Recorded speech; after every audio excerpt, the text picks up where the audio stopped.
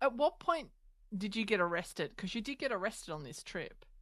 That was 2 days later. So we'd had that Oh my god! So you had the incident. hippo attack, and then you get Yeah, and arrested. I mean, one thing it was amazing. Like Peter was so good at coming up with alternative solutions. Like, because I've been told like this is the way you deal with hippos, and it's like, oh, okay, and I'm very like compliant. It's Black like, and well, white. why? I wouldn't know any different, so I just trust what everyone else knows. And it was Peter who said, okay, this whole stepping on the surface of the water, we can't see where they are. I think it's what we need to do, and we haven't got much space to go around them. I think what we should do is when we come across another one, we stop and we get off the river and leave the raft there and then tow it past. I was like, oh my goodness, that is a genius idea. I love that. And an hour later, we came across a big male hippo and he put on a psychotic display, like jumping up and down, opening, closing his jaws, scattering excrement with his tail. It was terrifying to watch from the bank, let alone if we tried to get past him. And we waited for it, the psychotic display to calm down, and then we towed the raft past. And we couldn't always do that, but I know he was just this. And there was another time we were dealing with hippos, and he just came up with another brilliant solution. It was like, oh wow, it was a real lesson in coming up with different responses under pressurized situations and thinking outside of the box and going really looking at the situation and what we were dealing with. Mm. But 2 days after that hippo attack, you got arrested. So you're day 8 now into the trip. Day 8, yeah. So we'd come down the Naibarongo and it was where it turns into the Akagera, but it was also right on the edge of a lake. So, and that was right on the border with Burundi. But because it's on the edge of a lake, it was an unmarked border. The river that we're trying to get onto had multiple channels, but they weren't all on the GPS that I had. Well, none of them were. So we were like, well, we don't want to go the wrong one. So we asked some of the fishermen who are around. So you'd have two in a dugout canoe, and there are a few pairs around, and two of them came over to help. And the guy said, look, come this way and wait here, and then I'll call some friends and they'll come and show you the way to go. It's like, okay, fine. So we do follow him and sort of we're edging onto the lake, but there's a little grassy island. So we wait there. And then we see this tinny coming across the lake. And as it gets closer, you can see a machine gun on the front of it. And the 3 guys inside are in army uniform, AK-47 slung over their shoulder. They get to us. They ask to see our papers and passports, to hand those over. I've also got papers from the Rwandan government effectively supporting what I was doing and explaining it. But what we didn't realize is this guy had actually led us across the unmarked border. So we were kind of just in Burundi. We didn't have any plans to be there, so we didn't have any visas. So the guys then say, right, we want to ask you some more questions, row across the lake. So we haven't really got much choice. And so we start rowing across the lake. When these guys aren't looking, I then put a message into Dave to tell him what's happening. And we get to the other side and they question us. They then decide they want to go through everything. So they literally going through all the food barrels, opening up boxes of matches to check what's in there. And I had a chat with the guy who is in charge and was like, look, what's the deal here? And he said that you'll be on your way soon. We pretty much finished. It's like, okay, great. And by this point, you sort of they had to put up a bit of a cordon because there would have been, I don't know, 200 villagers watching this bizarre spectacle unfold. And then the police got involved. I didn't realize the police were there because they were all in plain clothes, which was, just in tracksuits.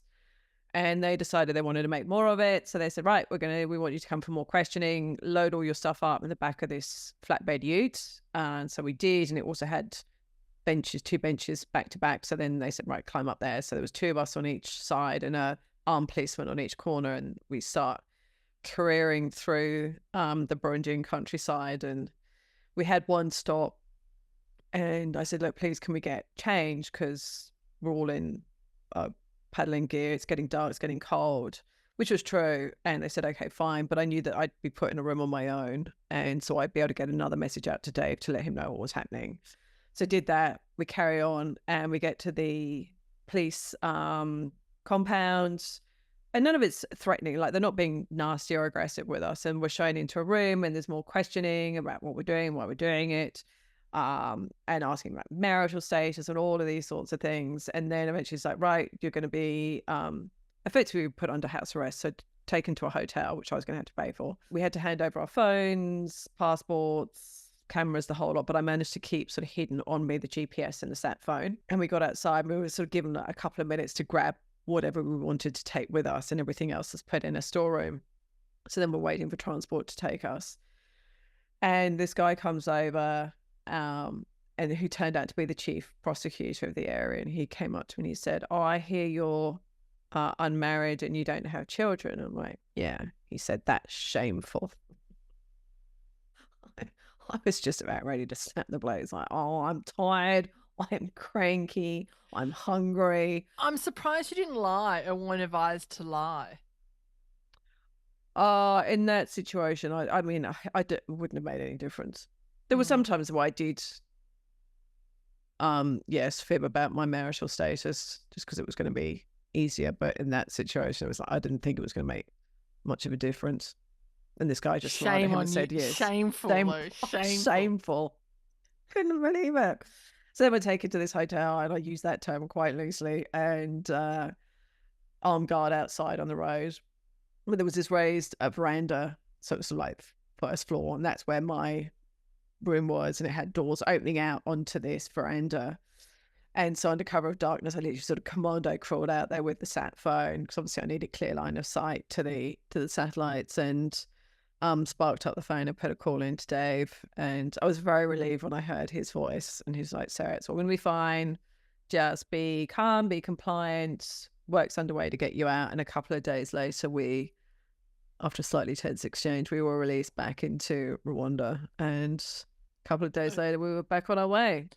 Okay, so let's go into that tense exchange. What actually happened? It felt very tense. Like they also tried to get me to get in a different car to the guys, which I refused because I was concerned that if we were separated, they might treat the guys differently, worse. So I refused to get in the other car. Worse? I would have thought they would have treated you worse. I didn't think so. I think they were potentially more. And maybe, I mean, I could have misread that. But I mean, you were unmarried and without child, so I thought that thought that you would have been more. I would have been the more risk. It didn't occur to me that I would be worried. I was more worried about them. So I refused. So they were like crammed into the back, and at one point a call comes through on the mobile phone of when I still haven't got my phone back at that point, I don't think. And then they hand me the phone, and I'm like, "Hello," and it was the British Embassy, like the FCO, and they was like, "How are you?" So I'm fine. It's like, "Have you been hurt? Have they threatened you? Have you been injured?" It was like, no, I'm fine. So that was sort of okay. And then we stopped at one point, and they're getting out, and there's more phone calls happening, and it's just, I don't know. It felt reluctant, very reluctant, put it that way. And then we finally, we get to the border, and we're all taken into a room sort of one by one and ask what's happening. And then I go into another room and I walk in there, and this time I can see the Rwandan flag. And the guy across the desk just says to me, he's like, "You're safe. It's okay." And yeah, felt very relieved at that point. But the guys got quite a lot of questioning on the Burundian side, and they weren't being physically aggressive, but verbally they were beginning to get a bit aggro with them, which to me sort of highlights, it's like, oh yeah, I think that the guys could have been possibly at risk if we hadn't all stuck together. Why were they being so aggressive to the locals more than you as a Westerner? I don't know. Okay. I wondered if it was a tension between the countries. Like, I'm not sure. What it was all about. But we were, yes, very relieved. We did cheers. We went under the sign. So we had I had a fixer in Rwanda, which we hadn't expected to have anything to fix. She had quite a lot to fix. There were other things as well. So she sent a driver, and so we, load up all our stuff, and we drive under the sign that says, "Welcome to Rwanda," and we cheered and we high-fived. And probably had a stiff drink that night. Can you get alcohol in Rwanda? Well, I don't drink, so that was it was, I don't know, I think I would have treated myself to some chocolate. It's sugar's my drug of choice. And yes, we went out and had some very nice food and just chilled in Kigali. So we went back to the capital, Kigali, and chilled there for a couple of days just to let things and conversations with embassy people and bits and pieces. And then we got back underway again, but we put in quite a long way away from the border with Burundi, not surprisingly.